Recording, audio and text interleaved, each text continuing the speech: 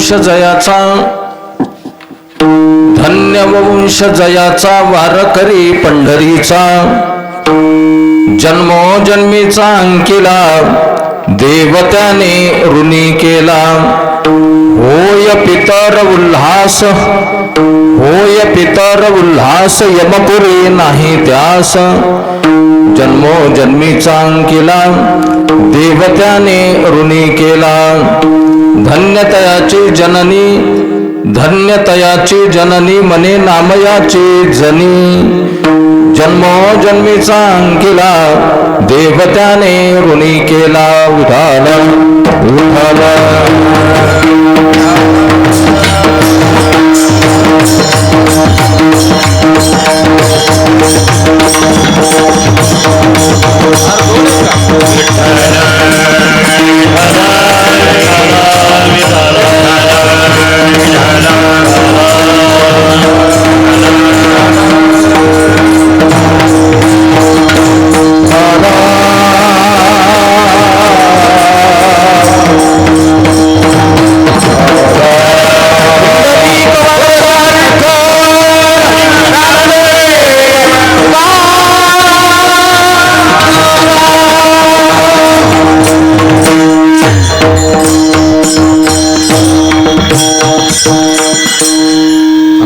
पतितंतोयम यथा गच्छति सागरम सर्वदेव नमस्कारम केशवम प्रतिगच्छति वसुदेव सुतं देवं कंसचानूरमर्दनम देवकी परमानंदम कृष्णं वंदे जगद्गुरु जन्माद्यस्य यतोऽन्वयादितरतश्वारते स्वविघ्नस्वराट् तेने ब्रह्महृदाय आदि कवये मुह्यन्ति यत्सूरया तेजो वारिमृदां यथा विनिमयो यत्र त्रिसर्गो मृषा धाम्ना स्वेन सदा निरस्तकुहकं सत्यं परं धीमहि योऽन्तःप्रविश्य मम वाचमिमां प्रसुप्तां सञ्जीवयत्यखिलशक्तिधरस्वधाम्नाम् अन्यां च हस्तचरणश्रवणत्वगादीन् प्राणान्नमो भगवते पुरुषाय तुभ्यं प्राणान्नमो भगवते पुरुषाय तुभ्यं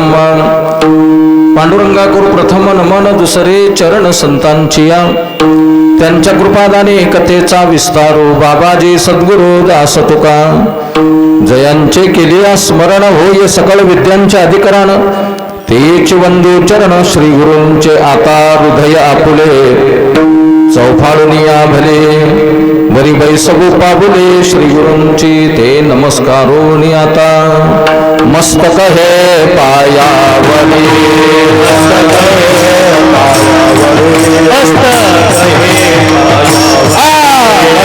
हे पायावरी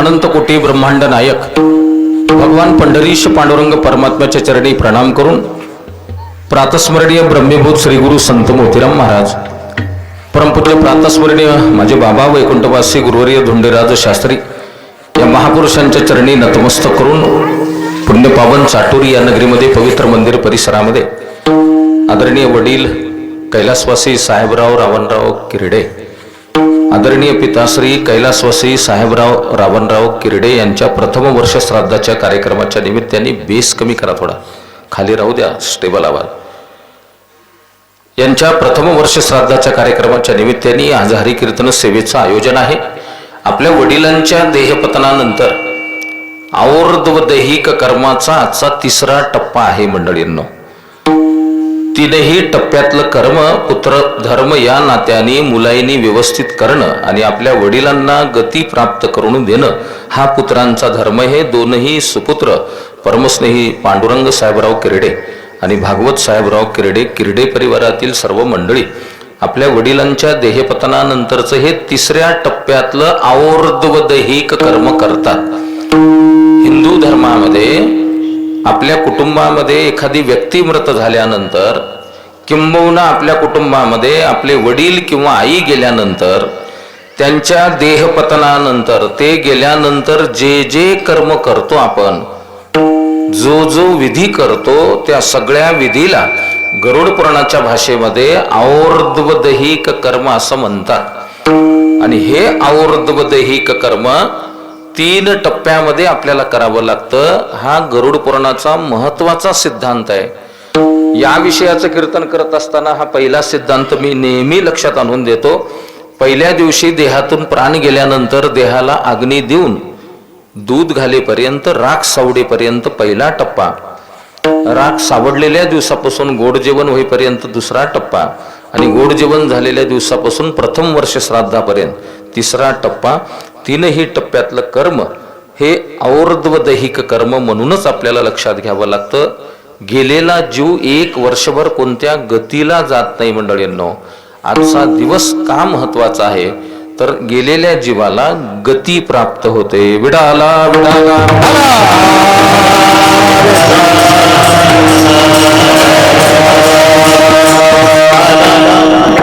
मला किरडे परिवाराचा आग्रहाने निमंत्रण मिळालं आणि धावपळीमध्ये हे निमंत्रण स्वीकारण्याचा प्रयत्न आहे. अर्धा तास थोडा मला उशीर झाला असेल.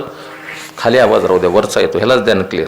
आणि एकदा माझा सेट झाला की राहू द्या. छान आहे सगळी सिस्टीम, तरी पण त्यातल्या त्यात मला किरडे परिवाराचं निमंत्रण परमस्नेही दिलीप भाऊनी यांनी मला दिलं. त्याबद्दल व्यक्तिशः दिलीपरावजीचे ऋण व्यक्त करतो, किरडे परिवाराचे ऋण व्यक्त करतो. उपस्थित सर्व आदरणीय आपल्या परिसरातील गुणीजन, गायनाचार्य मंडळी, संगीत विशारद आमचे परमस्नेही, फार जुना ऋणानुबंध आहे मदन मामा परमस्नेही. माझ्या बऱ्याच वेळेला भागवताला कधी सात संगताला असतात. मुंबरकर, परमस्नेही तात्या महाराज, सगळ्यांच्या चरणी, गावकरी भजनी मंडळी, सगळ्यांची नावं घेत बसत नाही, सगळ्यांच्या चरणी प्रणाम करतो. अभंगाचं चांगलं निरूपण करतो आणि पंचांग शास्त्रातले 1-2 सिद्धांत, गरुड पुराणातले 1-2 सिद्धांत सांगत गंगाखेड निवासी वारकरी संप्रदायातील थोर महिला संत जनाबाईंचा 4 चरणाचा अभंग सेवेसाठी घेतलेला आहे, त्याचं निरूपण करतो. विडाला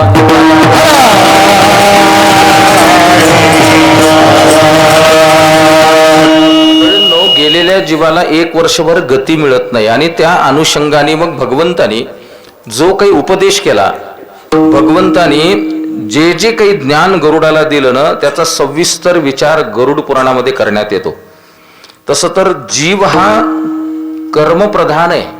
तुम्ही आम्ही जे आहोत ना मंडळींनो, हे कर्मप्रधान आहेत. तुम्हाला आम्हाला कर्मांगता स्वीकारावी लागते. तुम्हाला आम्हाला कर्म केल्याशिवाय जमतच नाही. धुंडा महाराज देगलूरकर म्हणायचे, जीव हा कर्मप्रधान आहे आणि याच कर्मातून मग बंधनं तयार होतात काही मंडळींनो आपोआप. मला वेगवेगळ्या बंधनांचा विचार सांगत बसायचा नाही, पण कर्मबंधन हाच एक महत्वाचा भाग आहे. आणि त्याच कर्मबंधनामध्ये कालबंधन अशा प्रकारचं काय होतं आपल्याला प्राप्त होतं. जर आपण कर्मबंधनातून बाजूला सारण्याचा प्रयत्न केला, बाजूला होण्याचा प्रयत्न केला, तर आपण कालबंधनामध्ये अडकत नाहीत. आणि या सगळ्या संतांनी, सगळ्या महापुरुषांनी कर्मबंधनातून आपली सुटका करून घेतलेली आहे. काही बंधनांचा जर विचार केला तर यात सारभूतम, त्यातल्या काही सारभूत गोष्टी आपण लक्षात घेऊ. आपल्याकडे वेगवेगळी बंधनं सांगितली आहेत, पण त्यातल्या त्यात प्रामुख्यानं गुणकर्म बंधन, अवगुण कर्म बंधन, जीवत्व बंधन, देहत्व बंधन, हे एक एक बंधन आपण या देहामध्ये आहोत. आपल्याला आयुष्य मिळाले तोपर्यंत आपण बाजूला सारण्याचा प्रयत्न केला पाहिजे मंडळींनो. म्हणजे आपण कालबंधनामध्ये अडकत नाहीत, मृत्यू बंधनामध्ये अडकत नाहीत. आपण गुणकर्म बंधनाचा त्याग करा. कशाला म्हणतात गुणकर्म बंधन? एका वाक्यात सांगून टाकतो. आपल्या चांगल्या गुणांची लोकांनी वाहवा करावी आणि ती वाहवा आपल्याला कानाला ऐकायला यावी, असं ज्याला ज्याला वाटतंय तो जीव गुणकर्म बंधनामध्ये अडकला.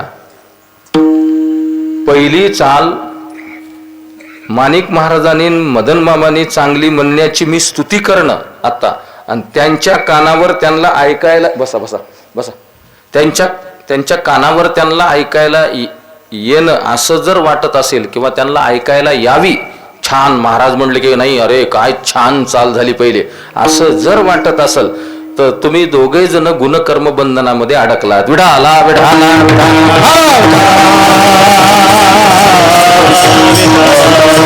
मला जर कोणी म्हणाले कीर्तन झाल्यावर की महाराज नंबर 1 तुम्ही कीर्तन केलं ना, असं जर मला ऐकायला यावं वाटत असेल तर नारायण महाराज सुद्धा गुणकर्म बंधनामध्ये अडकला.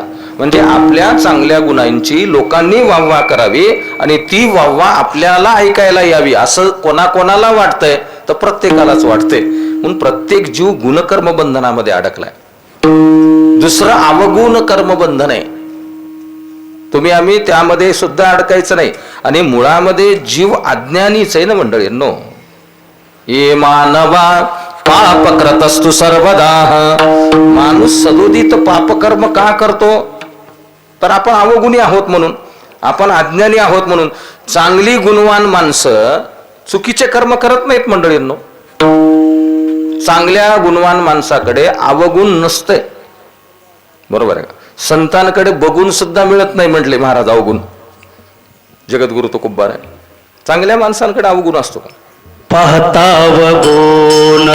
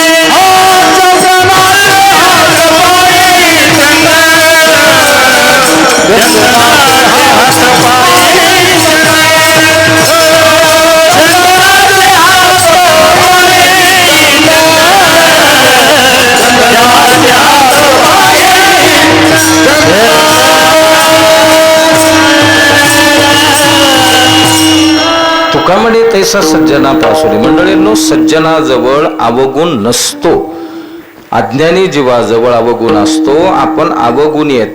गुरुजी विचारायचे माणूस गुणी आहे का अवगुणी आहे. अवगुणी आहे. संत गाथा प्रकरणामध्ये कित्येक प्रमाण आपल्याला वाचायला ऐकायला मिळतात. मी तवा अनाथ अपराधी, स्वतःला अपराधी समजून घेतो. आपल्याकडं अवगुण आहेत मंडळींनो. अवगुण कर्मबंधनातूनही आपण बाजूला सरण्याचा प्रयत्न करा.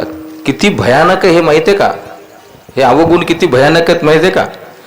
मी हल्ली एक उदाहरण लक्षात येण्यासाठी समजून सांगायलो. काल परवा गणपती विसर्जन झाले ना आपले भाद्रपद महिन्यामध्ये. अनंत चतुर्दशी, त्याच्यानंतर दुसऱ्या दिवशी पौर्णिमा आहे, म्हणजे असतेच. पौर्णिमेच्या दिवशी यंदा ग्रहण होतं मंडळींनो. रात्री 10 वाजता लागत होतं, 1:30 वाजता सुटत होतं. उठलात, उठून स्नान केलं, घरच्या देवाला पाणी घातलं, पुन्हा आवडीचा मंत्र सांगितला, सोपा भगवंताचं नामचिंतन घेत बसलात. पुन्हा सुटल्याचं स्नान केलं, पुन्हा स्नान केल्यावर चांगलं पाणी आणून देवाला स्नान घातलं, काही नाही, माणसं टर झोपले. बाकीचे झोपू द्या, जे इथून इथपर्यंत गंध लावतात ना, जे पंढरपूरची वारी करतात ना, मला त्यांना बोलायचंय, विढाला विढाला.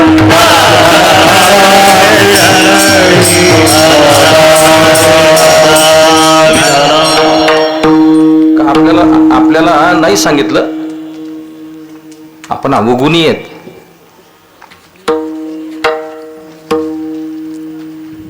आणखीन एक वाक्य बोलतो मंडळींनो, माझी गाव आहेत, माझी माणसं आहेत, मी काही गाणी फिने म्हणायला आलेलं नाही. तुम्हाला माहिती आहे, लोक सुधारले पाहिजेत. घंटा 2 घंट्याच्या प्रवासामध्ये आम्ही आलो होतो कुठून.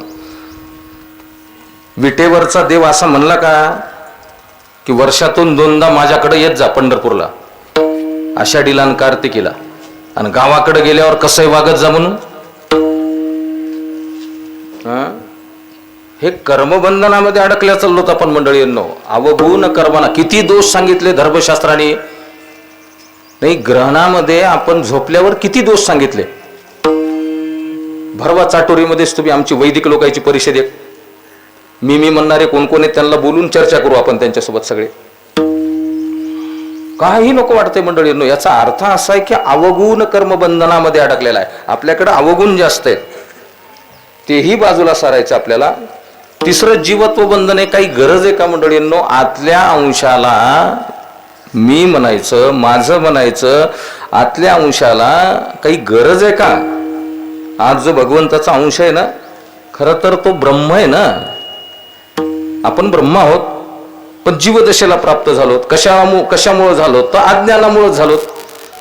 कळालं का? आपल्याकडे एक प्रमाण आहे ना, मुक्त होता परी बळी झाला बद्ध.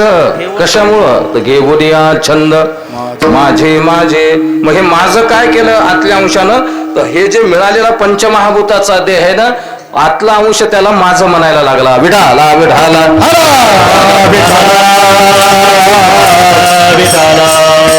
आतला जो अंश आहे ना, या पंचमहाभूताचा जो देह आपल्याला मिळालेला, त्याला माझं म्हणाला. मी आणि माझं सुरू झालं, आणि आपोआप देहत्व बंधनामध्ये आपण अडकल्या गेलोत मंडळींनो. नाही तर काय गरज आहे का या बंधनामध्ये अडकायची, देहत्व बंधनामध्ये अडकायची? हे मी आणि माझं यानं तर सगळा खेळ केला परमार्थामध्ये. ज्ञानोबारायांची व्याख्या संन्यासाची किती छान आहे. तुम्हाला आम्हाला त्या दशेला जर आपण आलोत ना, तर आपल्याला मंडळींनो ती संन्यासाची व्याख्या लागू पडते. मी माझी ऐसी आठवण अर्जुना विसरले जयाचे अंतःकरण, तो पार्था संन्यासी जाण निरंतर. 5व्या अध्यायातली उभी असेल. मी आणि माझं. मला आमच्या बाबांचा एक श्लोक आठवला. आमचे बाबा पंक्तीला घरी एखाद्या वेळेस त्यांच्या बरोबरचे जर असले वैदिक माणसं कोणी, हे जेवण्याच्या पंक्तीला आपण श्लोक म्हणतो की नाही, पंगत बसली की श्लोक म्हणतात की नाही बरेच जण, सदा सर्वदा योग तुझा असं म्हणतात ना. आमच्या बाबाला जर कोणी आग्रह केलाच श्लोक म्हणायचा, हे मी आणि माझं सांगायलो तुम्हाला, तर ते पंक्तीला बसल्यावर एक नेहमी एक श्लोक म्हणायचे. इकडे जागा येतात, इकडे एक श्लोक नेहमी म्हणायचे. नीट ऐका आता, एक शब्द नीट ऐका. पंक्तीला बसल्यावरती ते म्हणायचे एक शब्द नीट ऐका. योगी मी मुनी राज मी बहुत मी, ज्ञाता दयावंत मी, शास्त्रोपासक मी भला सगुण मी, लक्षात मी दक्ष मी, ऐसा मी मज सारिखा त्रिभुवनी, महाराज नाही कुणी. आता पुढचं आहे का? मी हेची कळे न कळे परंतु मजला, मी कोठीला कोण मी. विढाला विढाला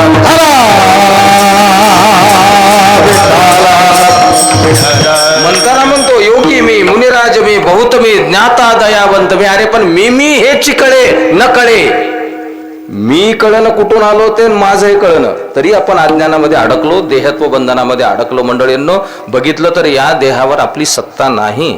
मग जोपर्यंत या देहामध्ये आपण आहोत ना, तोपर्यंत संतांचा उपदेश ऐका.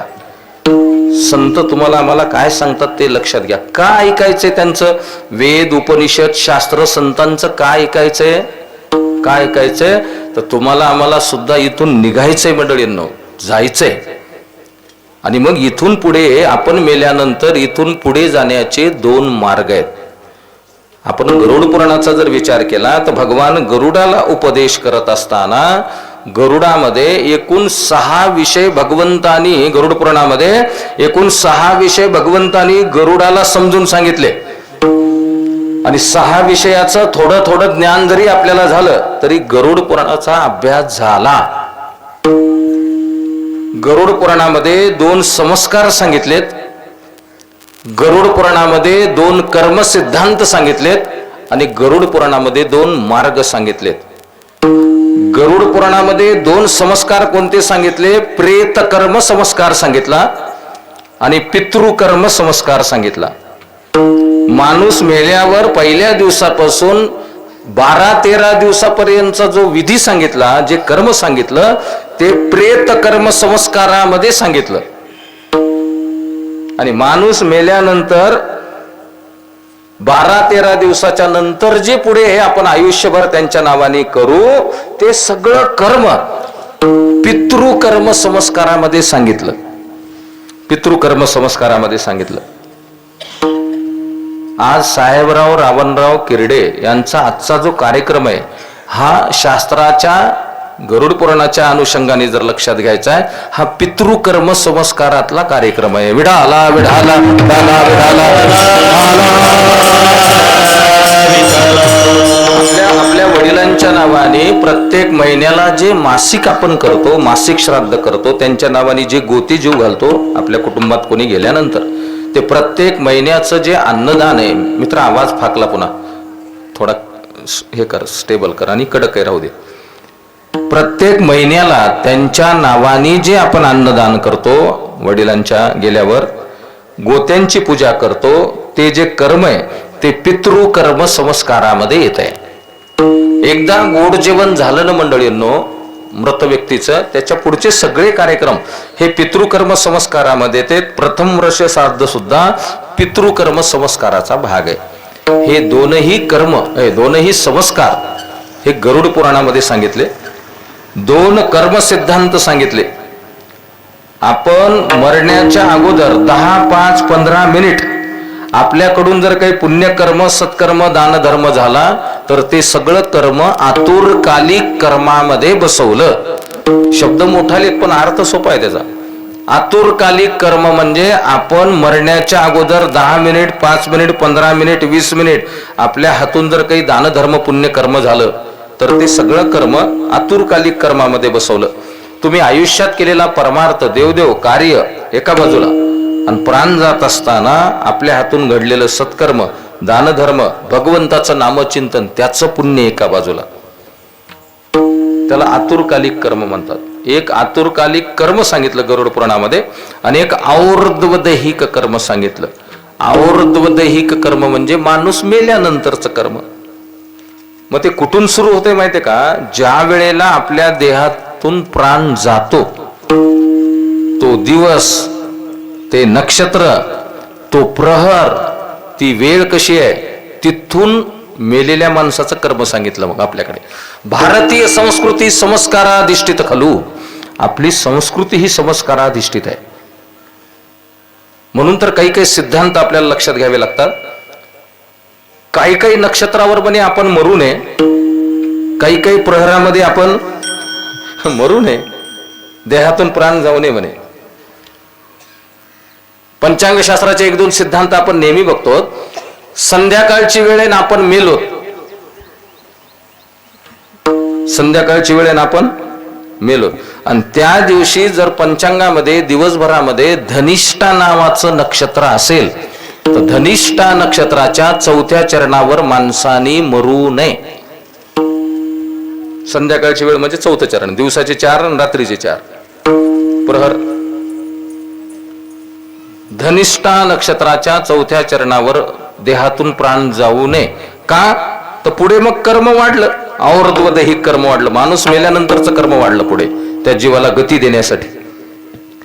सूर्योदयापासून दिवसाचे 12 तास आणि सूर्योदयापासून दिवसाचे 12 तास झाल्यानंतर रात्रीचे 12 तास, 24 तास जर पंचांगामध्ये शततारका नावाचं नक्षत्र आहे, पूर्व भाद्रपदा नक्षत्र आहे, उत्तर भाद्रपदा नक्षत्र आहे, तर या नक्षत्रावर देहातून प्राण जाऊ नये. सकाळी मरू नये, दुपारी मरू नये, संध्याकाळी मरू नये, रात्री मरू नये, बेरात्री मरू नये. ते पूर्ण नक्षत्र संपल्याशिवाय. आता तुम्ही काय म्हणले, हे कोणाच्या हातचं आहे? ज्या दिवशी आपल्याला बोलावणं आलं रामजी, त्या दिवशी निघावं लागतं आपल्याला. कोणाच्या हातचं आता हे? मग हे संतांनी आपल्या समोर सिद्ध केलेलं आहे. आपण जर या देहात ठरवलं मंडळींनो, तर आपल्याला आपल्या पद्धतीनं इथून निघता येत आहे. कळायले का? या महात्म्याने. आणि आपल्याला दूर कशाला जायचंय? आपले श्री गुरु संत मोतीराम महाराज सोमवारी आयुष्य संपलं कुंडलीमध्ये. महाराजांची जी कुंडली आहे ना, नाही जायचं म्हणले सोमवारी. आयुष्य संपलेल्या दिवशी तर कोणी जाईल? काय ताकद आहे बघा. बघा पुढचा दिवस कसा आहे, मंगळवार कसा आहे बाबा आमच्या बाबाकडे, बघा बुधवार कसा आहे, कळालं का? दोन्ही दिवस चांगले नव्हते, मग गुरुवार चांगला आहे का, मग गुरुवारी जाऊ म्हणले. काय ताकद आहे बघा. का तर जगा काळ खाय, जगा काळ खाय, जगा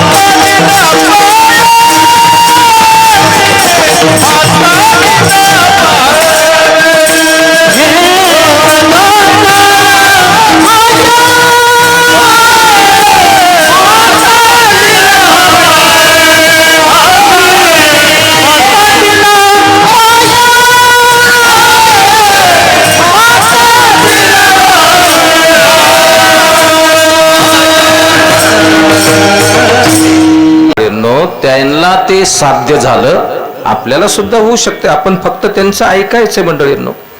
का त्यांचा उपदेश आपल्याला ऐकायचा आहे? तर जोपर्यंत आपण देहामध्ये आहोत मंडळींनो, तोपर्यंत आपल्याला काही गोष्टी साध्य करता येतात. गरुड पुराण आपल्याला सांगतंय, आपण मेल्यानंतर इथून पुढे जाण्याचे 2 मार्ग आहेत. आता हे 6 विषय झाले बघा. आपण मेल्यानंतर इथून पुढे जाण्याचे 2 मार्ग आहे. श्री भगवान वाच, कोणते 2 मार्ग आहे? शृणोतार्क्ष प्रवेशामी, गरुड पुराणातला श्लोक. देव मार्ग सुखप्रदम, गरुडा इथून पुढे जाण्याचा एक देव मार्ग आहे आपण मेल्यानंतर. आणि गरुडा इथून पुढे जाण्याचा एक यम मार्ग आहे. यम मार्ग भयप्रदम, देव मार्ग सुखप्रदम. देव मार्ग छान आहे, आपल्याला मेल्यानंतर इथून पुढे त्या मार्गाने जर आपण गेलो तर छान आहे. पण यम मार्ग मात्र मंडळींनो चांगला नाही. संतांचं याच्यासाठी ऐकायचंय, आपण देहात आहोत तोपर्यंत देव मार्गाचा प्रयत्न आपण करणं गरजेचं आहे मंडळींनो. सोप्या भाषेमध्ये आपल्याला पुढे जे जायचे की नाही, कारण आपल्याला गरुड पुराणाचा सिद्धांत हा लक्षात घ्यावा लागतो. माणूस मेल्यावर 1 वर्षभर कोणत्या गतीला जात नाही.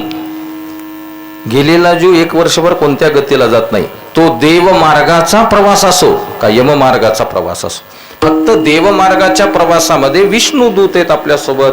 आपल्याला पुढच्या प्रवासात काही त्रास नाही मंडळींनो. यम मार्गामध्ये आपल्याला त्रास आहे, मग देव मार्गाचा आपला प्रयत्न असलाच पाहिजे. दुर्लभम मानुषम जन्मम, हा जन्म पुन्हा पुन्हा आपल्याला मिळणार नाही. आणि जर आपल्याला देव मार्ग पाहिजे असेल मेल्यानंतर पुढच्या प्रवासामध्ये, तर संतांचं ऐकावं लागतं. किती सोपा उपदेश करतात या देहात आलेल्या जीवाला. होय होय वारकरी, होय होय वारकरी, होय होय वारकरी, होय होय वारकरी, पाये पाये पतरी, पाये पाये पाये पाये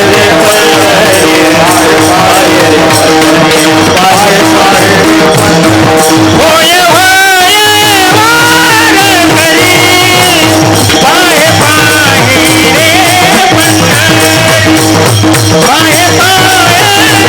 पाये पाये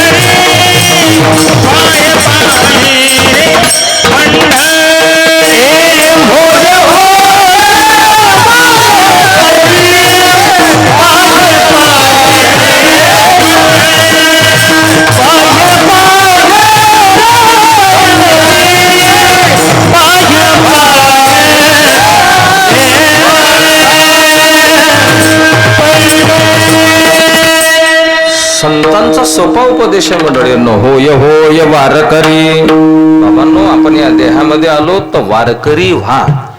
गळ्यात तुळशीची माळ, पंढरपूरची वारी. आपल्याकडनं जेवढी सेवा भगवंताची, साधू संतांची, आई वडिलांची, समाजाची, राष्ट्राची जेवढी सेवा होती तेवढी करा ना आपण.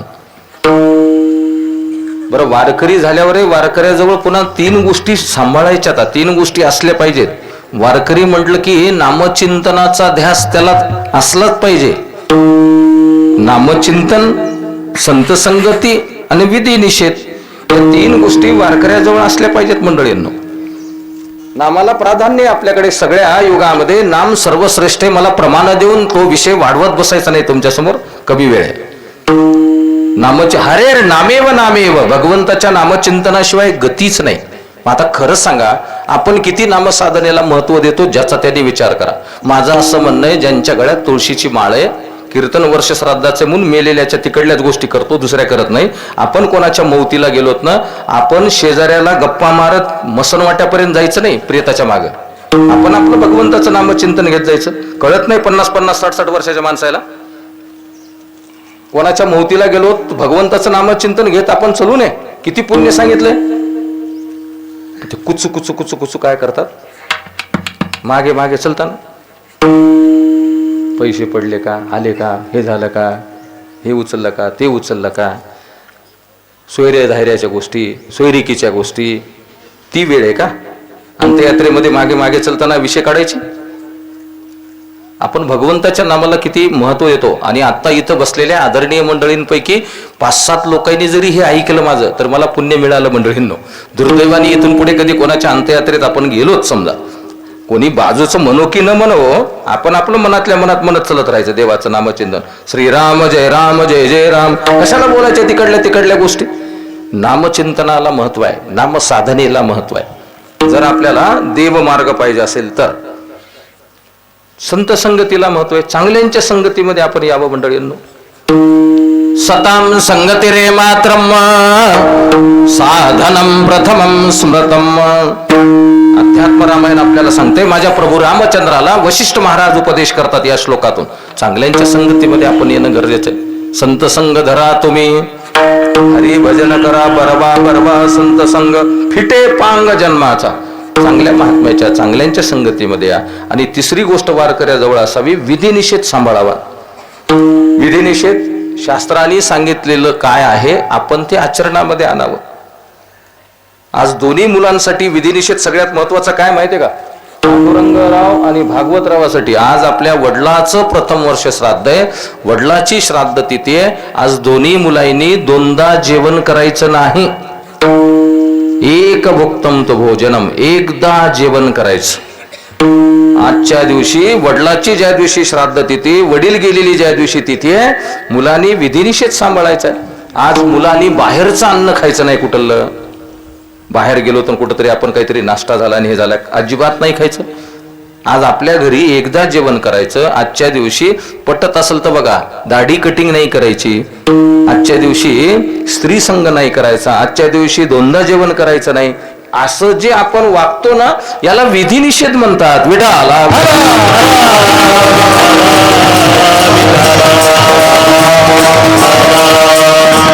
बरं, हे काही नारायण महाराज पालन करायला मनाने सांगायचं का. आपण सगळे ज्ञानेश्वरीचे उपासक आहोत. आपण सगळे श्रीमंत जगद्गुरु तुकोबरायांच्या गाथ्याचे उपासक आहोत मंडळींनो. त्यांच्या वचनाचा आदर करणारी माणसं आहेत. भगवान कुरुक्षेत्रावर अर्जुनाला उपदेश करत असताना 16वा अध्याय खालून नंबर 2चा श्लोक. घरी गेल्यावर ज्ञानेश्वरी उघडा, भगवद्गीतेतल्या 16व्या अध्यायातला खालून नंबर 2चा श्लोक. अर्जुनाला काय सांगतो देव. अर्जुना यशास्त्र विधिमस्रज्जम वर्तते कामकारका. अर्जुना यशास्त्र विधिमस्रज्जम वर्तते कामकारता. न स सिद्धिं न वाप्नोति न सुखम न परम गतिम. घ्या, भगवान म्हणतो जो शास्त्र विधीला सोडून वागतो ना, हे महत्वाचे. आता त्याच्या घरामध्ये मी कधी सुख नांदू देणार नाही. त्यांनी हातात घेतलेले कोणतेच काम मी मार्गी लावणार नाही. आणि तसा माणूस मेल्यावर जो शास्त्रविधीला सोडून वागतो असा माणूस मेल्यावर अर्जुना मी त्याला कधी चांगल्या गतीला पाठवणार नाही. यमाचा पावोना प्राणी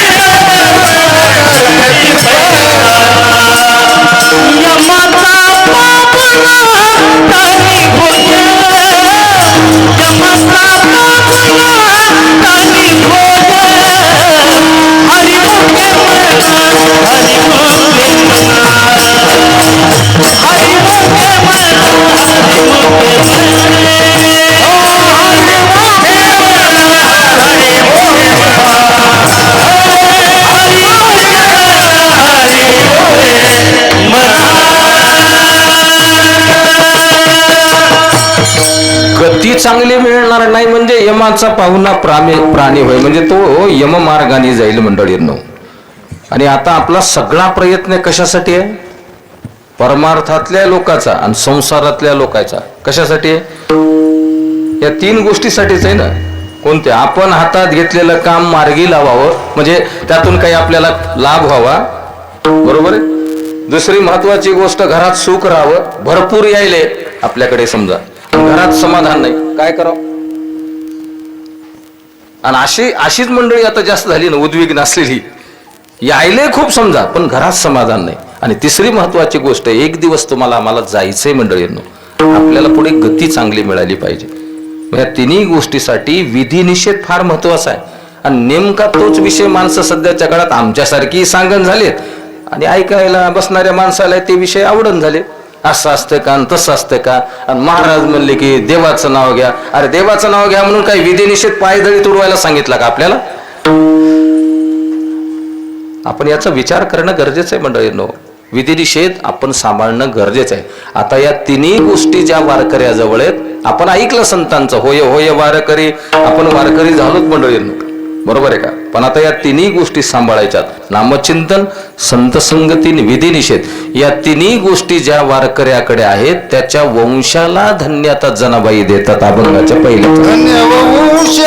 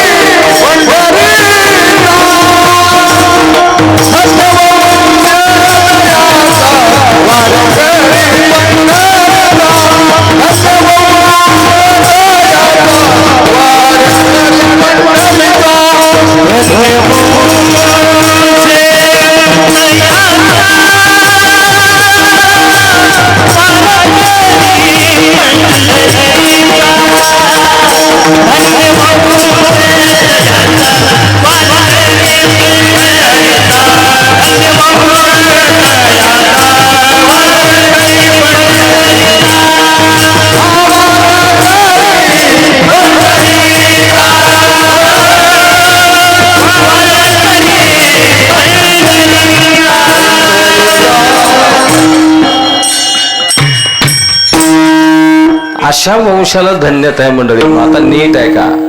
वारकऱ्याच्या वंशाला जनाबाई धन्यता देतात, पण कोण्या वारकऱ्याचा, हाही अभ्यासाचा विषय ना. कोण्या वारकऱ्याच्या वंशाला? ज्याच्याकडे नामचिंतन आहे, संत संगती आहे आणि विधी निषेध आहे. गंगाखेड निवासी संत जनाबाईंचा 4 चरणाचा अभंग आहे.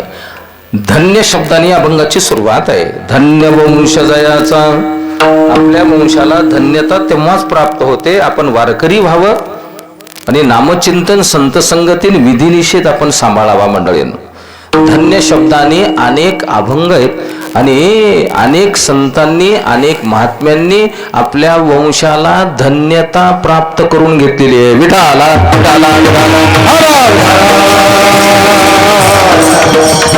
वंश उद्धारीला माळी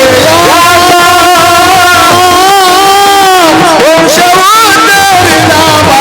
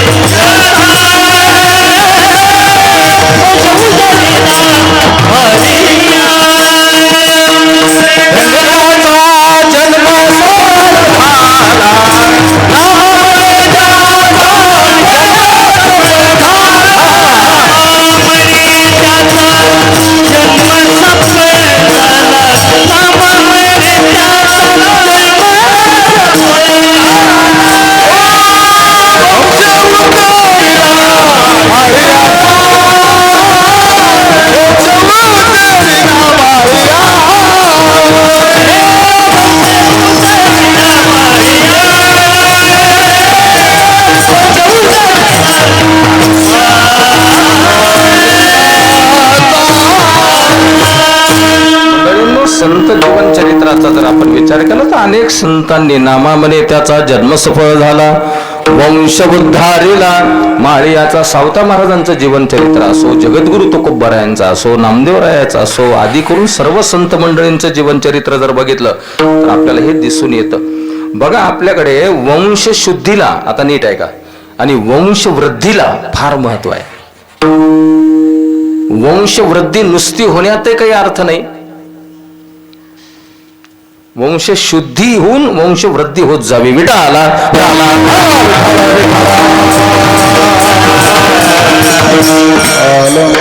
शब्द कळाले का माझे? बघा, तुम्हाला वंश वृद्धी तरी नुसती काय करायची? वंश शुद्धी होऊन खूप जण आहेत, 5-6 जणांचं आमचं कुटुंब आहे म्हणला, भरपूर नातू पंतू सगळा आनंद आहे म्हणला महाराज. मग मी विचारलं, म्हणलं घरात माळकरी किती आहेत? म्हणला एक काही नाही. मग काय करायची वृद्धी होऊन तरी? उदाहरणार्थ, बरोबर आहे ना, शुद्धी महत्वाची आहे ना. आपल्याकडे वंश शुद्धीला महत्व आहे. वंश परंपरा दासमी अंकित. मंडळींना एक पुराणातला 1 मिनिटाचा संदर्भ देतो. भगवान नरसिंह प्रगट झाले ना, हिरण्यकश्यपूचा वध केला आणि प्रल्हादाला प्रसन्न होऊन म्हणतात, प्रल्हादा वरमृ, माग काय वर पाहिजे. सुरुवातीला तर काही मागत नाहीत प्रल्हादजी, किंवा संप्रदायामध्ये तर तो विषय नाही मागण्याचा, पण ठीक आहे, भगवान आहे, आग्रह करतो, माग म्हणतो. तर प्रल्हादजींनी प्रणाम करून भगवंताला मागायला सुरुवात केली. देव देव जगन्नाथम, हे भगवंता, 2 गोष्टी मागितल्या. मी वंशाचं सांगायलो. त्यातली पहिली गोष्ट मागितली, पुन्हा आमच्या वडिलाला जन्माला घालू नको. का? काय करायचे? नाम घेऊन येदी देवाचे. ते स्वतः घेत नाहीत देवाचं नाव, लोकायला घेऊ देत नाहीत. असं काय करायचे? माणूस पुन्हा जन्माला मुक्त करून टाक त्यांना. एक, मला त्या विषयाकडे जायचं नाही. आणि प्रल्हादा दुसरं मग काय पाहिजे ते? तर प्रल्हादानी दुसरी गोष्ट फार महत्वाची मागितली. काय मागितलं? प्रल्हाद म्हणतात भगवंताला, देवा इथून पुढे माझ्या वंशामध्ये सगळे भगवत भक्तच जन्माला येऊ दे तुझी सेवा करण्यासाठी. काय मागणे! आणि मग आपण प्रल्हादाचा जर वंश बघितला तर प्रल्हादाचा मुलगा विरोचन, महान भगवत भक्त. विरोचनाचा मुलगा, अरे ज्याच्या दरवाजावर विश्वाचा मालक भिक्षा मागायला आला, राजा बळीचा मुलगा कोण? प्रल्हादाचा पंतू. बघा ती सगळी वंशावळ भक्त प्रल्हादाची. बाणासूर, भगवान शंकराचा एकनिष्ठ भक्त. वंश शुद्धी आणि वंश वृद्धी फार महत्वाची मंडळींनो. आपल्याही वंशाला शुद्धता प्राप्त करून घ्यायची असेल तर भगवंताचं नामचिंतन, आपण वारकरी होणं, भगवंताचं नामचिंतन घेणं हा सिद्धांत आहे. विडाला विडाला परंपरा त्याचे कुळ शुद्ध, त्याचे कुळ. आता कसं करावं? ज्ञानदेव म्हणे नाम जपा हरीचे, ज्ञानदेव म्हणे नाम जपा हरीचे, ज्ञानदेव म्हणे नाम जपा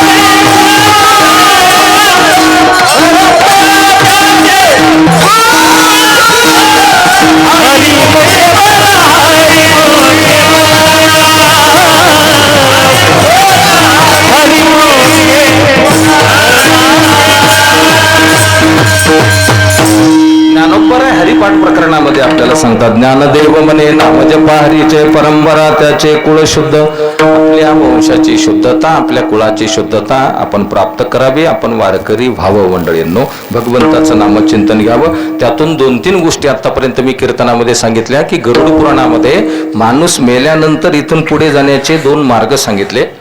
एक देव मार्ग आहे, एक यम मार्ग आहे. आपल्याला देव मार्गाने जायचंय मंडळींनो. यम मार्गाचा प्रवास चांगला नाही.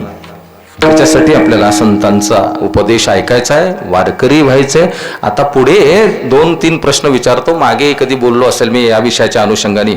आपण नेहमी परिसरामध्ये ऐकतात वारकरी व्हायचे आपल्याला, तर गुरुजी म्हणायचे तुम्हाला वारकरी व्हायचंय का नुसतं वारकरी व्हायचंय? आता पटपट उत्तर द्या. वारकरी व्हायचंय का नुसतं वारकरी व्हायचंय? नुसतं कशाला व्हायचंय? आपल्याला वारकरी व्हायचंय, नुसतं जगाला दाखवायला का? आपल्याला वारकरी व्हायचे. दुसरा प्रश्न, तुम्हाला वारकरी व्हायचंय का शुद्ध वारकरी व्हायचंय? नुसत्या वारकऱ्याहून वारकरी याच्यावर आलोत आपण. आता वारकरी व्हायचं का शुद्ध वारकरी व्हायचंय? तर शुद्ध वारकरी व्हायचे. आणि गुरुजी विचारायचे शुद्ध वारकरी व्हायचंय का निक्का वारकरी व्हायचे? त्याचं उत्तर आहे निक्का वारकरी व्हायचे. शुद्ध मध्ये निक्का मध्ये काय फरक आहे? काय फरक आहे?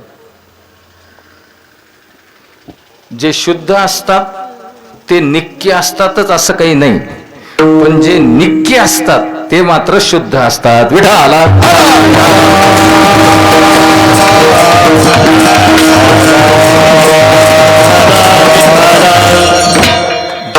जे शुद्ध असतात ते निक्के असतात माहित नाही आपल्याला मंडळींनो, ते देवाला माहित आहे. कदाचित तुम्हाला नारायण महाराज पालमकर शुद्ध वाटतो, खात नाही, मी पेत नाही. आता मी पहाटे आलो शिरूर पाळून, काल पुण्यामध्ये होतो रात्री. म्हणजे एवढा प्रवास आहे, बाहेरचं खायचं नाही प्यायचं नाही, काही माणसाला वाटतं बाबा नारायण महाराज बाबा भलतच वागतं.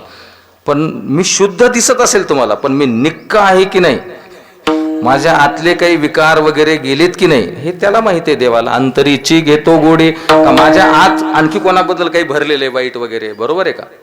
म्हणून निक्का आहे. प्रमाण नको आता आपल्याला. काल्याचा प्रसाद सुद्धा निक्क्या वारकऱ्याला आहे. वैष्णव निका संभ्रम. महात्मा सुद्धा कसा निक्का लागतो, तसं वारकरी तुम्हाला आम्हाला निक्का वारकरी व्हायचंय. आणि जो निक्का वारकरी असतो तो देवाला काही मागत नसतो मंडळींना. पुढची गोष्ट सांगतो, एक जबाबदारीनं वाक्य, तो देवाला मागत नसतो आणि समाजाला मागत नसतो. विडाला विडाला विडाला.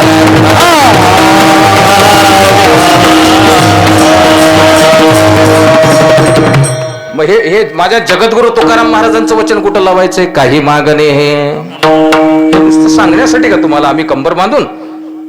आम्ही तर या वारकरी संप्रदायातल्या भागवत धर्मातल्या या आम्ही नसानसातल्या विचाराचे आहेत. एक वचन तुकाराम महाराजांचं जीवनामध्ये कसं सांभाळता येईल याचा विचार करतो. म्हणून 200-300 वर्षाच्या घराण्याच्या परंपरा चालतात, फुकट चालत नसतात. ते काय 10-20 वर्षाचा परमार्थ आहे का? 25 वर्षाचा?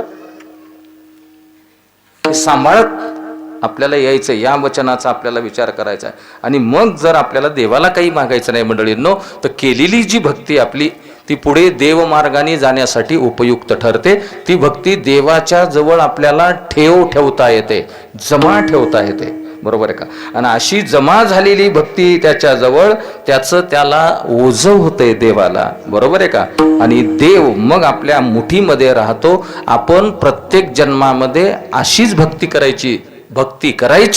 त्या भक्तीच्या मोबदल्यात देवाला काही मागायचं नाही, केलेली भक्ती देवाजवळ जमा ठेवून द्यायची. कळलं?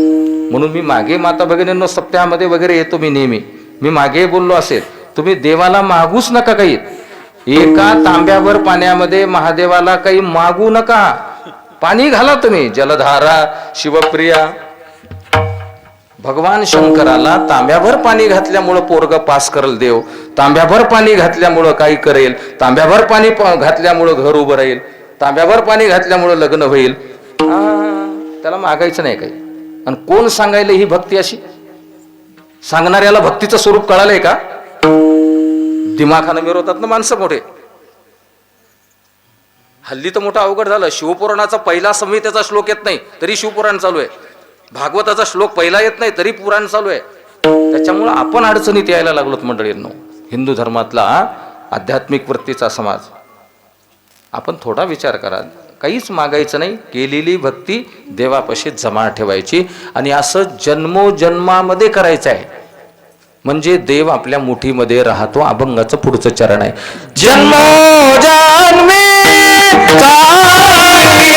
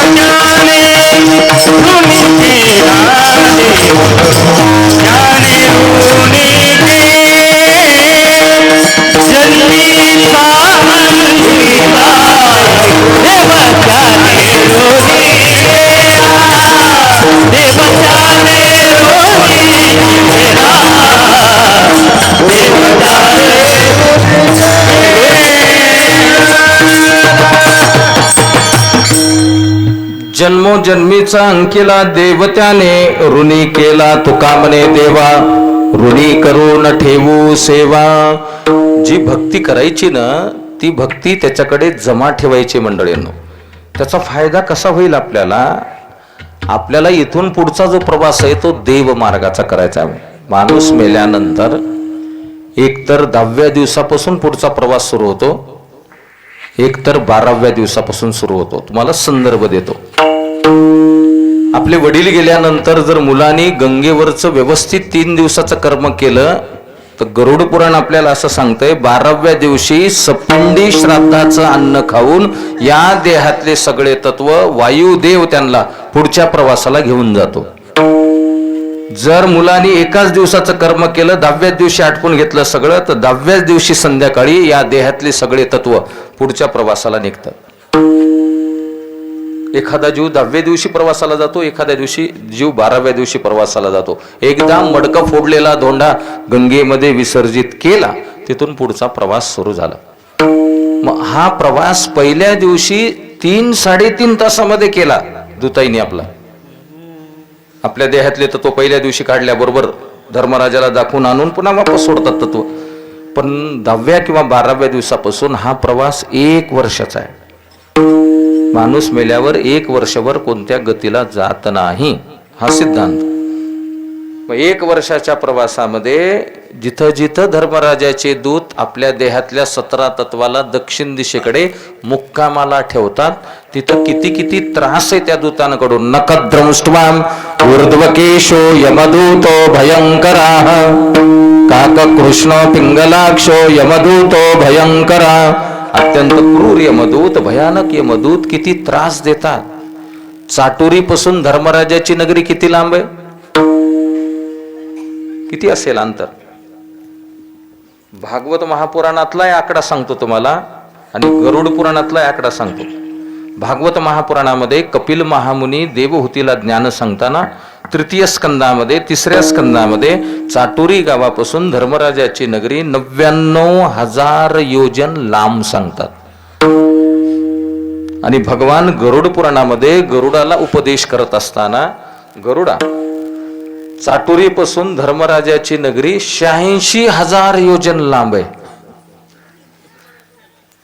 86,000. गरुड हुशार होता, नीट आहे का बरं का. गरुड म्हणला देवाला, देवा मी भागवत महापुराण ऐकले बरं का, भागवतामध्ये 99,000 योजन लांब सांगितलंय आणि तुम्ही मला ज्ञान देताना 86,000 कसं काय सांगायले इथून चाटोरी पासून.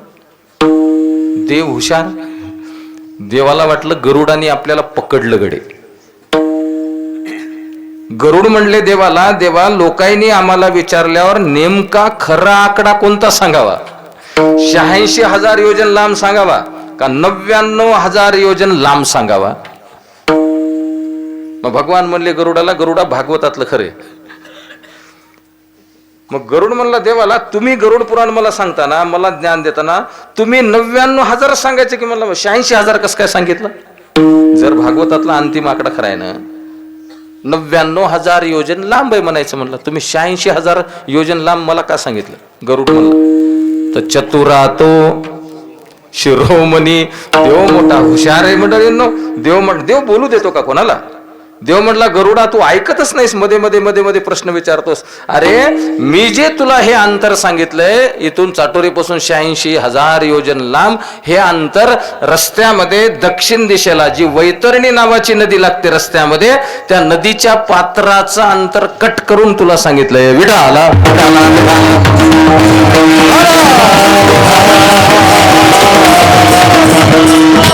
जर त्या वैतरणी नदीच्या पात्राचं अंतर जर आपण याच्यामध्ये प्लस केलं 86,000 मध्ये तर एकूण आकडा किती येते? 99,000 योजन. मग आता तुम्ही इमॅजिन करा, वैतरणी नावाची जी नदी लागते ना पुढे प्रवासामध्ये, त्या नदीच्या पात्राचं अंतर 13,000 योजन लांब आहे. 86 मध्ये 13 मिसळलं 99 आकडा येतो एकूण. मग एवढं मोठं पात्र आहे रस्त्यामध्ये वैतरणीचं आपल्याला लागणार.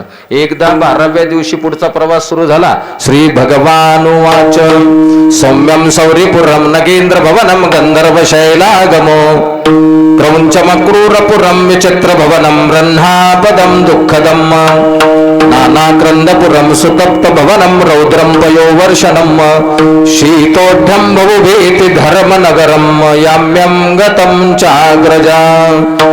गरुड पुराण प्रेतकल्प प्रकरण प्रसिद्ध श्लोक आहे मंडळींनो. पुढच्या मुक्कामांचं वर्णन आपल्याला सांगितलं गेलेलं आहे. पुढचे जे मुक्काम आहेत ना, सौम्यम सौरीपुरम नगेंद्र भवनम गंधर्व शैलागमो क्रौंचमक्रूरपुरम विचित्र भवनम ब्रह्मापदम दुःखदम. 9 मुक्काम सांगितले बघा मी तुम्हाला. नानाक्रंदपुरम सुतप्त भवनम रौद्रम पयोवर्षणम शीतोढ्यम बहुभेति धर्मनगरम. किती झाले? 16. 9 हे पुढचे 16 मुक्काम आहेत आता पुढे प्रत्येक जीवाला. जर यममार्गाचा एखाद्या जीवाचा प्रवास झाला, आपण मेल्यावर 17व्या दिवशीच मुक्काम आहे पहिला देहातल्या सगळ्या 17चा दक्षिण दिशेकडे. सौम्यपूर नावाचा, जरा संधी विग्रह करतो, एक एक मुक्काम समजून सांगतो. सौम्यपूर आपण मेल्यानंतर पुढचे मुक्काम. सौर्यपूर, नगेंद्र भवन, गंधर्वपूर, शैलाग्राम, क्रौंचपूर, क्रूरपूर, विचित्र भवन, ब्रह्मापदपूर, नानाक्रंदपूर, सुतप्त भवन, रौद्रपूर, पयोवर्षणपूर, शीतोड्यपूर, बहुभीती नगर आणि धर्मनगर. आता एकेका मुक्कामाचं वर्णन सुरू झालं. आता खरं कीर्तन काय झालं? सौम्यपूरमध्ये काय आहे? आपण मेल्यानंतर पुढे जे यमदूत नेतात ना आपल्याला, तिथं यमप्रधान कोण आहे, आपल्यासोबतचे यमदूत त्याच्या हवाली कसं करतात, हे सौम्यपूरचं वर्णन आहे. सौरीपूर, नगेंद्र भवन, चला जाऊ द्या. आपण मेल्यावर म्हणे 5.5 महिन्यामध्ये 9 मुक्काम होतात आपले पुढचे. सौम्यपूर, सौरीपूर, नगेंद्र भवन, गंधर्वपूर, शैलाग्राम, क्रौंचपूर, क्रूरपूर, विचित्र भवन, ब्रह्मापदपूर. आणि हे ब्रह्मापदपूर झालं ना, पुढे वैतरणी नदी आहे. कोणाला खोटं वाटत असलं तर मरून बघायचं. असं असं असं जगद्गुरु तुकाराम महाराजांचं सांगणे, माझं नाही. असं निळोबारायांचं सांगणे, माझं कसं, मी कसं म्हणेल कोणाला, आणि माझ्याच्यानं काय होणार आहे? ज्यांना ज्यांना खोटं वाटतंय, तुकाराम महाराज म्हटले पुढे गेल्यानंतर आपल्याला कळेल. निळोबाराय म्हटले पुढे गेल्यानंतर आपल्याला कळेल. मंडळींनो, प्रत्येकाला म्हणून पुढचा प्रवास अत्यंत भयानक आहे मंडळींनो. जोपर्यंत आपण देहामध्ये आहोत ना, तोपर्यंत भगवंताचं नामचिंतन, आई वडिलांची सेवा, परमार्थ सगळा तिथं आहे. बघा, गेलेल्या जीवाला सद्गती प्राप्त करून देण्यासाठी हा सगळा विधी आहे. आज नामचिंतनाची काय गरज आहे? गोड जेवणाला आपण नामचिंतन घेतो, काय गरज आहे मंडळींनो? तर आपण जे काही त्यांच्या नावाने केलेलं कर्म आहे, त्यामध्ये काही छोट्या मोठ्या कळत न कळत आपल्या चुका झालेल्या, ह्या नामाने श्रद्धेनं जर आपण आज नामचिंतन घेतलं, तर वर्षभरातल्या ज्या कमी अधिक गोष्टी आपल्या राहिल्यात वडिलासाठी करायच्या, त्यामध्ये मिळून जातात मंडळींनो, मिसळून जातात. याच्यासाठी हे कीर्तन, याच्यासाठी हे भजन, याच्यासाठी हे नामचिंतन. 5.5 महिने गावाकडची आठवण सुद्धा काढत नाहीत यमदूत पुढच्या प्रवासामध्ये. वैतरणीचा प्रवास, तर वैतरणीचं वर्णन तर किती भयानक आहे. किती प्रवाहानं ती नदी वाहते. मलमूत्राचा, अस्थिमांसाचा, रक्तपुवाचा, पुढे चांगलं पाणी वैतरणीमध्ये. म्हणून तर हिंदू धर्मामध्ये इथं गायीची सेवा, गाय दान देण्याचं महत्व आहे. पुढच्या प्रवासामध्ये आपल्याला तिथं उपयोगाला पडते म्हणे. 2दा तर गाय दान द्यावी म्हणे जीवनात येऊन, 2दा. एक आपल्या पूर्वजांच्या नावानं. आता पांडुरंग भागवतराव जे 2 चिरंजीव आहेत, यांना कधी आयुष्यात जमलं तर त्यांनी आपले साहेबराव रावणरावजीचे वडील, काय असतं त्यांचं नाव, त्यांच्या नावाने संकल्प सोडवा म्हणे गाय दान देण्याचा. आणि स्वतःसाठी मग द्यायची. आपण कोणती गोष्ट अगोदर आपल्या पूर्वजांसाठी आहे. हे देव वगैरे मग बाजूला ठेवा मंडळींनो. माझे वडील म्हणजे आपले वडील, आपल्या तुम्हा सर्वांचे, तुमचे आजोबा, तुमचे पंजोबा, यांची तुमच्या घरावर चांगली दृष्टी असेल तर समाधान आहे. नाही तर किती करा ना तुम्ही, कोण्या देवाचं करा आणि कोणाचे करा, आमच्यासारखेच काय फरक पडते. जर आपल्या पितरांची आपल्यावर जर वक्रदृष्टी असेल, काय उपयोग आहे मंडळींनो. म्हणून कोणती गोष्ट 2दा आहे. मी मागे कधी म्हटलं असेल, सोमवार किती उजवायचे माता भगिनींनो? सोमवार 2दा. कोणतंही व्रत 2दा. अगोदरच्यानी नाही उजवले असले तर त्यांच्या नावाने एकदा संकल्प सोडावा लागतो. तुमचे सासरे सासऱ्याचे वडील म्हणजे मालकाने संकल्प सोडायचा आहे त्यांच्या वडिलासाठी.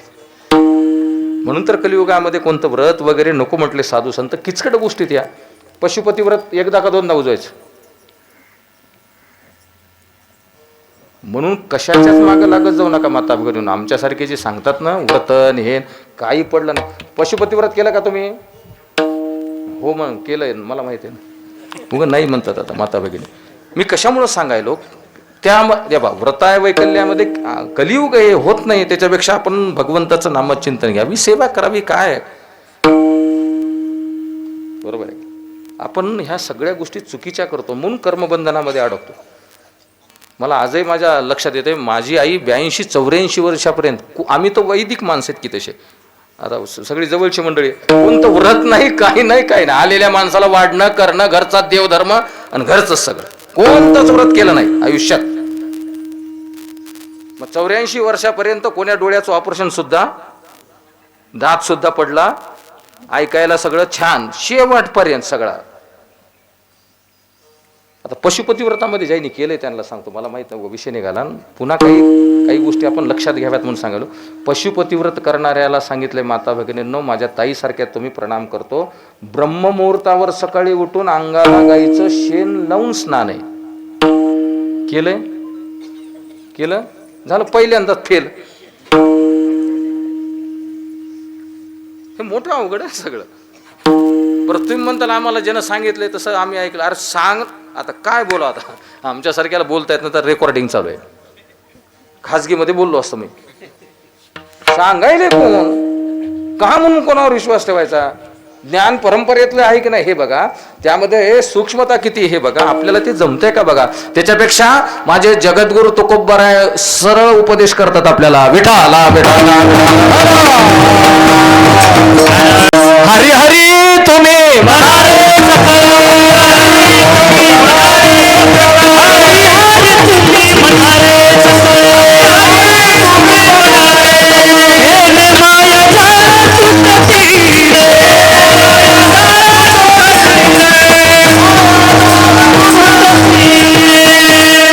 त्याच्यापेक्षा हे सोपं आहे ना, आवडीचा मंत्र सांगितला सोपा. मंडळींनो, आयुष्य कमी, आपल्याकडे वेळ कमी आहे, पुढचा प्रवास धोक्याचा आहे, कळाला का? चला जाऊ द्या. वैतरणी आपल्याला तरुण जाण्यासाठी इथं 2दा गाय दान द्यायची. वैतरणीचा प्रवास पूर्ण झाल्यानंतर सुतप्त भवन, रौद्रपूर, पयोवर्षणपूर, शीतोड्यपूर, बहुभीतीनगरन, धर्मनगर एवढा सिद्धांत सांगतो आणि कीर्तन सेवा समाप्त करतो. आपल्याला मरून आज वर्ष होणार आहे, म्हणजे कालचा दिवस. आदरणीय वैकुंठवासी आपल्या वडिलांच्या देहातले जे 17 तत्व आहेत, प्रवास करत करत कालच्या मुक्कामाला चित्रगुप्ताच्या नगरीमध्ये होते. चित्रगुप्ताची नगरी अलीकडे आहे, धर्मराजाचा महाल पुढे. मृत्यूलोकातून जे जीव नेले जातात, अंश नेले जातात आपल्या भाषेत, ते वर्षश्राद्धाच्या आदल्या दिवशी चित्रगुप्ताच्या नगरीमध्ये मुक्कामाला. आपल्या सोबतचे जे 2 दूत आहेत, एक दूत आपल्याजवळ थांबतो बाहेर चित्रगुप्ताच्या नगरीच्या, आपण एकटेच नाहीत, खूप आहेत तिकडच्या प्रवासामध्ये. एक दूत चित्रगुप्ताच्या ऑफिसमध्ये जातो आणि तथा पूर्वकृतम कर्मम कर्तारम अनुगच्छति. आपण आयुष्यभर जे जे कर्म केलेत त्या कर्माची नोंद आहे तिथं चित्रगुप्ताकडे. मंडळी, कोणतंही कर्म करा आपण, त्याची नोंद आहे तिथं. मग त्या नोंदीचे जे कागदपत्र आहे, ती जी फाईल आहे ना, वर्ष श्राद्धाच्या दिवशी आपल्यासोबतचा एक यमदूत चित्रगुप्ताच्या ऑफिसमधून घेतो आणि आपल्याला जिथं थांबविलोय बाहेर दुसऱ्या यमदूताजवळ, तिथं येऊन तो मुक्काम करतो. कालचा मुक्काम प्रत्येक जीवाचं हेच आहे मंडळींनो. आणि आज सकाळी ज्या दिवशी वर्ष श्राद्ध आहे आपण मेल्यानंतर आपलं, त्या दिवशी सकाळी चित्रगुप्ताच्या नगरीतून धर्मराजाच्या महालाकडे आपल्याला नेण्यात येतं. 70 योजन लांब आहे म्हणे अंतर, 6.5 तास लागतात म्हणे. म्हणे का म्हणायलो तर पहावे पुराणी. जगद्गुरु तुकाराम महाराज म्हटले, बाबा विश्वास नसेल तर मग ग्रंथाला विचारा. आपल्याला वर्षश्राद्धाच्या दिवशी सकाळी 6-6:30 वाजता चित्रगुप्ताच्या नगरीतून बाहेर काढलं तर 12:30-1 वाजेपर्यंत ही वेळ आहे. तिथं धर्मराजाच्या महालापर्यंत नेण्यात येतं आणि धर्मराजाच्या महालाच्या बाहेर एक पेट्रोलिंग करणारा यमप्रधान आहे, फार मोठा आहे तो. धर्मराजाच्या नंतर तोच आहे. त्याला ते कागदपत्र दाखवले जातात बाहेरच, आणि तो म्हणे फक्त आपल्या फाईलचं शेवटचं पान बघतो, पीक काय लिहिलंय चित्रगुप्त, आणि तेवढंच तो वाचतो. आपल्या फाईलवर शेरा असतो ना, शेरा तेवढा वाचायचा आणि टेक द डिसिजन, निर्णय घ्यायचा की आलेल्या जीवाला धर्मराजाच्या महालाच्या कोणत्या दरवाजातून आत घ्यायचं. त्यांनी आज्ञा केल्यानंतर, त्यांनी आदेश दिल्यानंतर तोच दरवाजा द्वारपाल उघडतात. म्हणे कोणत्याही दरवाजानं कोणालाही तिथं एंट्री मिळत नाही, तिथं लग्गा जमत नाही, आणि तिथं हे सुद्धा जमत, काहीतरी थोडेफार दिले तर बाबा पश्चिम दिशेचा दरवाजा नको तर उत्तर दिशेच्या दरवाजातून जाऊ आपण, असं काही जमत नाही. का जमत नाही हे तर न्यायलाच काही जमत नाही. तुम्हाला माहिती आहे माणूस मेल्यावर इथून पुढे काय नेता येते आपल्याला, हे मी तुम्हाला सांगायची गरज नाही, पण उगा एक 5 मिनिटाच्यात आटपायचं. काय नेता येत तुम्हाला, आम्हाला काय नेता येत, हे एवढं तर पटलं. आता काही नेता येत नाही, बरोबर आहे ना. दुसरा सिद्धांत, माणूस मेल्यावर आपल्या सोबत 3 गोष्टी आपल्याला न्याव्या लागतात किंवा येतात. तुम्ही हो म्हटलं तरी तुमच्या सोबत येतात, नाही म्हटलं तरी येतात. कोणत्या कोणत्या? आपण आयुष्यात केलेलं पाप, त्याचं गाठोडं आपल्याला घेऊन जावं लागतं इथून पुढे, म्हणजे ते सोबत येते. आपण आयुष्यात केलेलं पुण्य आपल्या सोबत इथून पुढे जाताना, आणि आपल्या गुरुनी आपल्याला दिलेलं ज्ञान इथून पुढे जाताना सोबत आहे. विठाला विठाला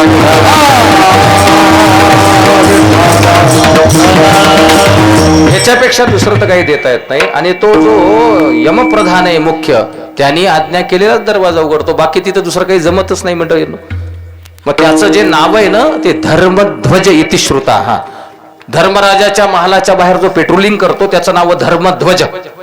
नाव लक्षात राहू द्या, त्याची ना आपली भेट एकदा होणार आहे. हा जायचंय ना आपल्याला, त्याच दरवाजातून आत घेतले जातात. आता मग धर्मराजाच्या महालाला दरवाजे किती, कोणता दरवाजा कोणासाठी आहे, कोणते कोणते दरवाजे कोण्या कोण्या साधकासाठी आहेत, पाप्यासाठी कोणता, वगैरे वगैरे वगैरे, असं त्याचं सुंदर विश्लेषण आहे मंडळींनो. जो कोणता दरवाजा मिळेल आपल्याला वर्ष श्राद्धाच्या दिवशी, त्या दरवाजातून आत जायचं. म्हणजे नेतात आपल्याला. अनेक यमदूत, आक्रोश ऐकू येतो, अनेक जीवांना फटके देत देत मध्ये ये जा चालू असते मंडळींनो. आपण भयभीत होतो, आपल्या देहातले 17 तत्व पाशामध्ये बांधलेले आहेत, आपल्याला पुढे पुढे नेण्यात येतं. अत्यंत अकराळ विकराळ यमदूत आपल्याला भीती घालतात. असं भयानक तिथलं वर्णन आहे सगळं. आणि तुम्हाला आम्हाला उभं केलं जातं समोर. आपले कागदपत्र दुपारच्या वेळेला धर्मराजाकडे सुपूर्त केले जातात. तसं म्हणे उत्तर दिशेचा जे दरवाजा आहे ना म्हणे धर्मराजाच्या महालाचा, ते छान आहे म्हणे, आपण जावं त्या दिशेने. उत्तर दिशा ही छान आहे, उत्तर दिशेकडनं जावं. म्हणून बहुतांश ठिकाणी शास्त्राने सांगितल्यासारखंच अग्नी संस्कार करतात ना. प्रेताचे पाय अग्नी देताना कोणीकडे करावेत, कोणीकडे करतात शक्यतो, आणि कोणीकडे असायला पाहिजे, उत्तरेकडे. म्हणजे उत्तरेकडे असायला पाहिजेत. आता तिथल्या त्या अनुषंगाने पंचक्रोशी बदलली, 12 कोस बदलली, प्रथा बदलतात, काही नियम असतात वेगवेगळे मंडळींनो.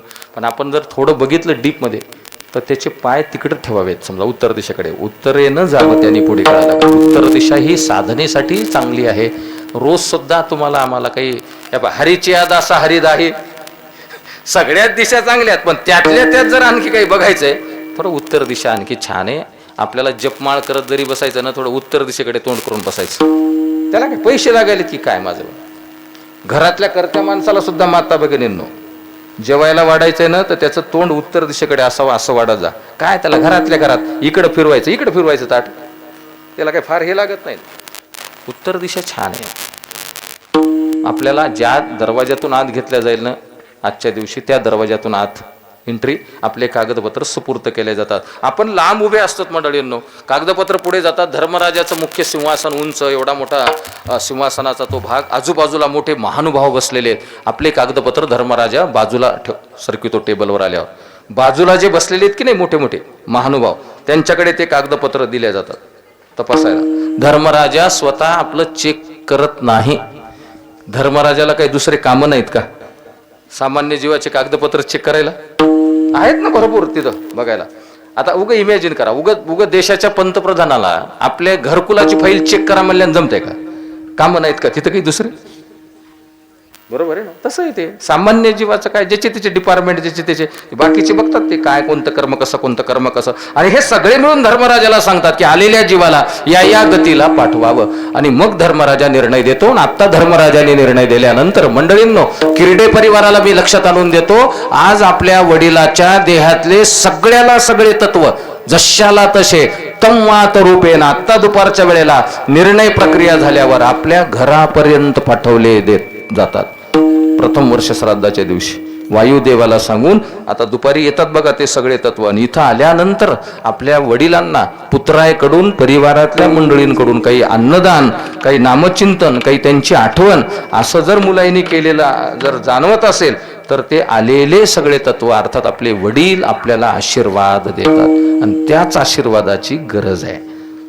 देहात असतानाही आपण सेवा करावी आणि देहातून गेल्यानंतर सुद्धा सेवा करावी. कळालं? आता ते सगळे तत्व आल्यावर आशीर्वाद ते देतात आपल्याला. त्या आशीर्वादाचे वेगवेगळे 3 प्रकार आहेत मंडळींनो. आई, वडील, आजी, आजोबा, पणजोबा यांचे आशीर्वाद म्हणे एवढा ऐका आता 3 प्रकारांनी आपल्याला मिळतात किरडे परिवाराला.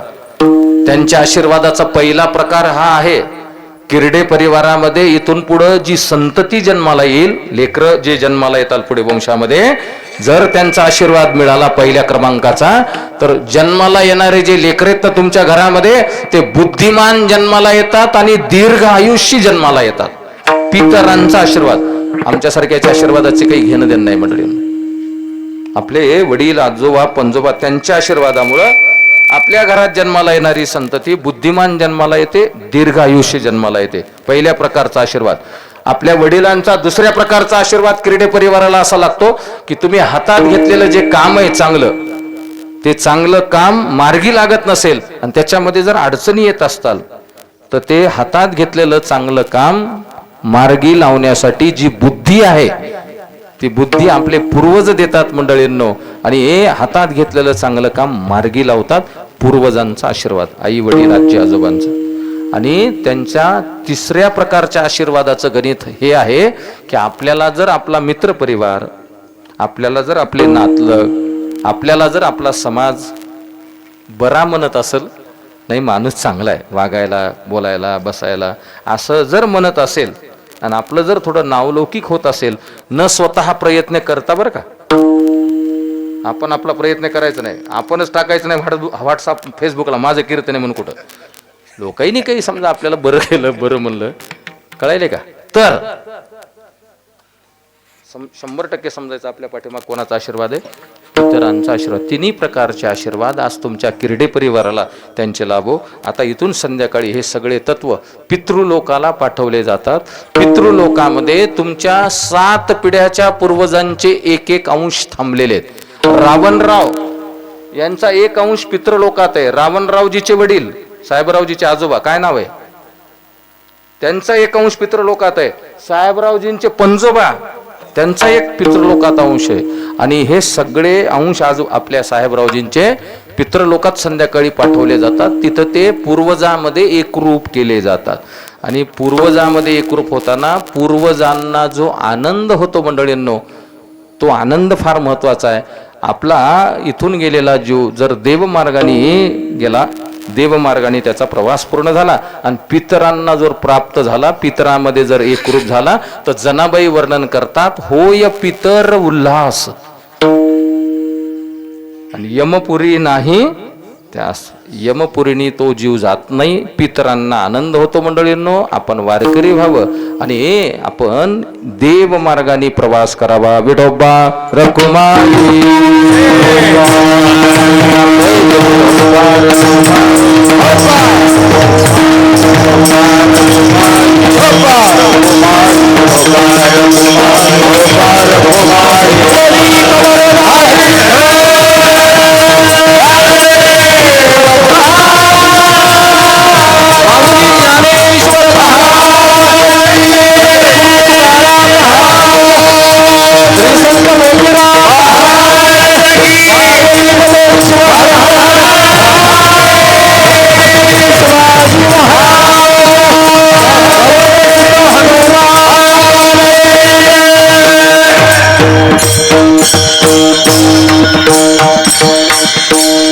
अशी आपल्या वडिलांना सद्गती मिळो. पितरामध्ये आपल्या वडिलांचे तत्व एकरूप झाल्यावर त्याचे 3 भाग केले जातात मंडळींनो. त्यांच्या देहातल्या अंशाचे पितरांबरोबर एकरूप झाल्यावर आज संध्याकाळी 3 भाग केले जातात. आपल्या वडिलाचा एक अंश पितृलोकातच ठेवला जातो. दुसरा अंश भगवान परमात्मा स्वतःच्या प्रकृतीमध्ये घेतो, कारण तुम्ही आम्ही सगळी त्याची लेकरं आहेत. जो एक अंश आहे ना भगवंताचा, भगवान त्याचा तो वापस घेतो, एक पितृलोकात थांबतो. आणि तिसरा जो अंश असतो तो प्रत्येक जीवाला कर्मबंधनामध्ये आपण अडकत असल्यामुळं आपण केलेल्या कर्माचा भोग भोगण्यासाठी आपल्याला जावंच लागतं मंडळींनो. संपला विषय. ते कोणीही असो, बरोबर आहे. मग जो कर्माचा भोग भोगायला जो गेलेला अंश असतो तो तुमच्या परिवाराला पुढे चालून कधी परत येत नाही. जर पांडुरंगजी आमचे भागवतराव किरडे यांनी जर आपल्या वडिलांचं प्रत्येक वर्षी स्मरण केलं, आपण गोते वगैरे जेवू घालतो, पित्र घालतो, त्यावेळेला आपण पाय वगैरे धुतो, गोत्याचे स्मरण करतो. तुम्ही ज्या ज्या वेळेला त्यांचं स्मरण करताल, त्यांच्या नावाने दानधर्म पुण्य कर्म करताल, त्या त्या वेळेला आपल्या वडिलांचा पितृलोकात जो अंश थांबलेला आहे तो तुमच्या घरापर्यंत पाठवून देण्याची जबाबदारी भगवंताची आहे. वायुदेवता त्यांना तुमच्या घरापर्यंत पाठवून देते आणि त्या त्या अनुषंगाने त्या त्या विधीमध्ये तो अंश इथपर्यंत येतो मंडळींनो. म्हणून पितरांचे आशीर्वाद सगळ्यात मोठे आशीर्वाद आहेत मंडळींनो. आपल्या पूर्वजांचे आशीर्वाद घ्या. बाकी इकडं तिकडं फारसं काही करत बसायचं नाही. सध्याच्या काळात पितृदोष आपण जे म्हणतो ना मंडळींनो, काय त्यांना आपण समाधान करणं गरजेचं आहे. बाकी काय त्यांचा काय आरोप असतो काय आपल्यावर? आरोप असतो. आणि मला खरं सांगा बरं, तुम्ही अभ्यास करा घरी गेल्यावर. माझेच आई, माझेच वडील, माझेच आजोबा, माझीच आजी, माझीच पणजी, माझं वाईट व्हावं म्हणून कशाला चिंतताल? साधा विषय हा. फक्त त्यांना एवढी अपेक्षा असते की आपण त्यांचं स्मरण करत जावं, त्यांना आपण नेहमी आठवणीमध्ये ठेवत जावं, एवढंच आहे. बाकी काय ते कशाला? प्रत्येकालाच बरा पितृदोष लागायला सध्याच्या काळात. हा, आमच्यासारख्यानी चांगल्या गोष्टी सांगितल्या तर लक्षात बसत नाहीत. त्या कोणतरी सांगितलं की निघायचं जायचं, पितृदोष लागलाय.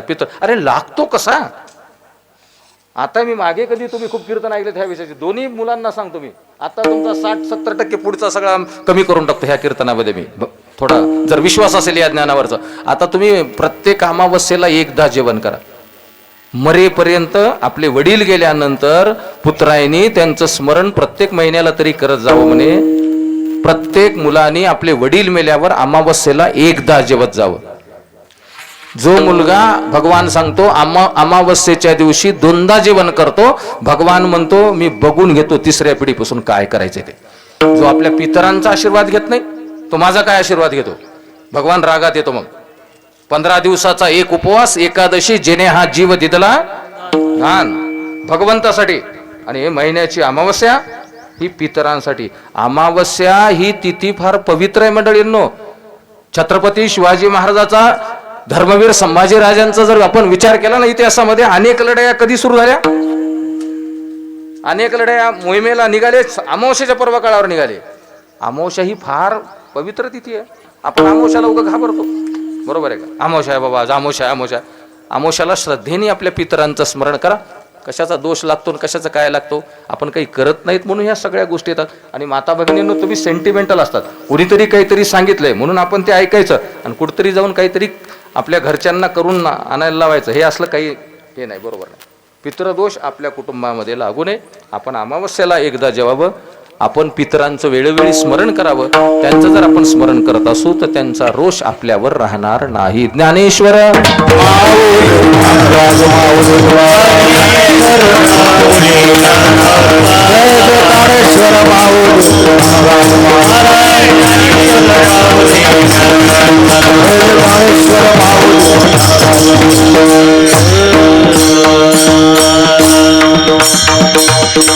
झालेली सेवा पंढरीश पांडुरंग परमात्म्याच्या चरणी, श्री संत मोतीराम महाराजांच्या बाबांच्या चरणी समर्पित करतो. बोलण्याच्या अनुषंगाने एखादा शब्द चुकीचा वाटला असेल तर क्षमाही मागतो. प्रभू, तुम्ही महेशाचे मूर्ती, आपण सर्व सुज्ञ मंडळी आहात आणि मला आमंत्रण दिलं त्याबद्दलही किरडे परिवाराचं ऋण व्यक्त करतो. आपल्या वडिलांची सेवा करण्याची संधी मला प्राप्त करून दिली. सर्व गुरुजन भजनी मंडळी, गोड मृदंगाचार्य, माझा आवाज तुमच्यापर्यंत पोहोचती करणारी यंत्रणा रेकॉर्डिंग चालू आहे आमचे यूट्यूब चॅनल, त्यांनाही धन्यवाद देतो. माता भगिनी, लहान थोर आपल्या सगळ्यांच्या चरणावर प्रणाम करतो. वाणीला पूर्णविराम देतो.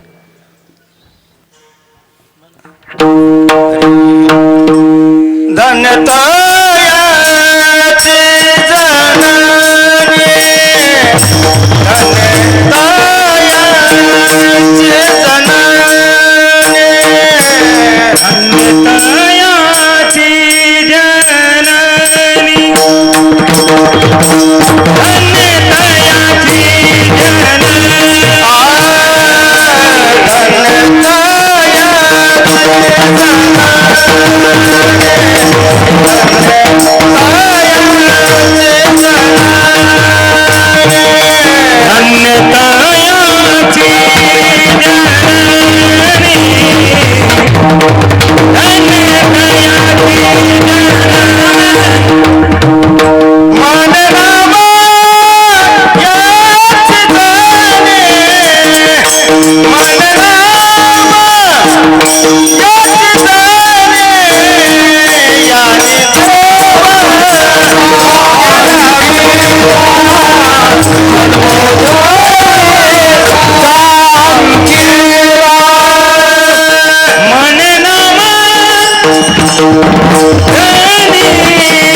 धन्यतायाची